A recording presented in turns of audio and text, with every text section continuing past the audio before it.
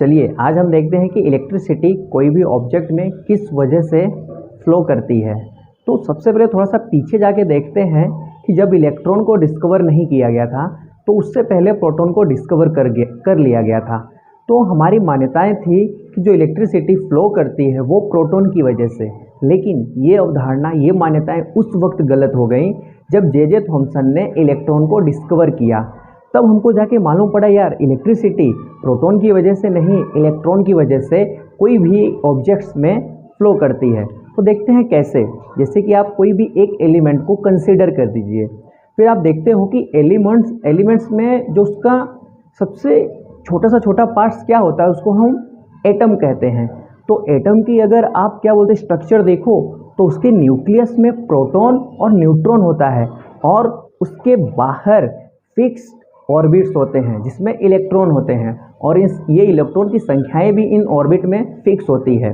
तो आप देखोगे कि जो सेल होते हैं, जो ऑर्बिट होता है, वो एलिमेंट्स में कोई भी एलिमेंट्स को अगर कंसीडर करते हैं तो उसमें देखते हैं कि जितना उसका नंबर होता है एलिमेंट्स का, उतना ही उसमें इलेक्ट्रॉन और प्रोटॉन पाए जाते हैं। तो क्या होता है, प्रोटॉन न्यूक्लियस में होता है और प्रोटॉन पे पॉजिटिव चार्ज होता है, जबकि इलेक्ट्रॉन पे नेगेटिव चार्ज होता है। वो सेल्स में होते हैं, ऑर्बिट्स में होते हैं।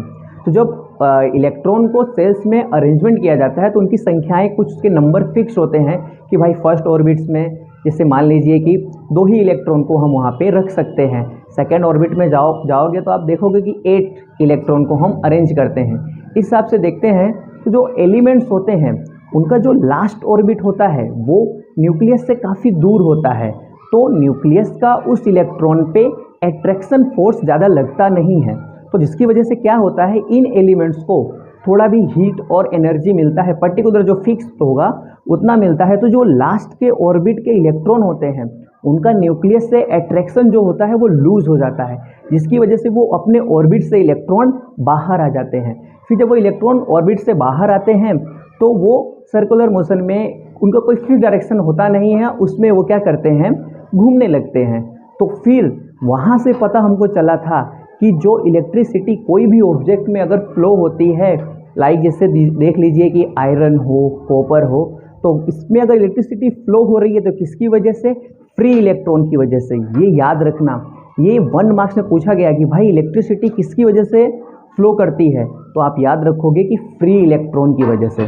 फिर थोड़ा सा आगे देखते हैं कि भाई फ्री इलेक्ट्रॉन्स अगर आपके पास है तो क्या इलेक्ट्रिसिटी फ्लो कर जाएगी, तो आप देखोगे नहीं, इलेक्ट्रिसिटी तभी फ्लो करेगी कि जब आपके जो ये फ्री इलेक्ट्रॉन्स हैं वो एक फिक्स डायरेक्शन में मूव करते रहें, गति करते रहें, आगे बढ़ते रहें। तो उसके लिए हम लोग क्या करते हैं कि एक आप एग्जांपल देखोगे आपके बुक में, वो कुछ डायग्राम होगा, एक कंडक्टर्स का कुछ पार्ट्स लिया गया है, वहाँ पे इलेक्ट्रॉन की डायरेक्शन बताई गई है।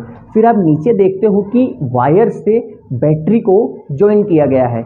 जैसे ही आप बैटरी को ज्वाइन करते हो उस कंडक्टर से, तो सारे इलेक्ट्रॉन्स जो होते हैं एक फिक्स डायरेक्शन में आ जाते हैं।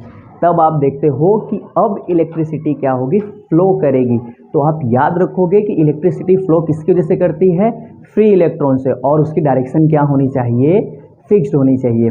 तो इस वजह से इलेक्ट्रिसिटी कोई भी ऑब्जेक्ट में फ्लो करती है। आगे के वीडियो में हम देखेंगे कि इलेक्ट्रिसिटी का डेफिनेशन, उसका SI यूनिट्स और उसको कैसे मेज़र किया जाता है। Thank you.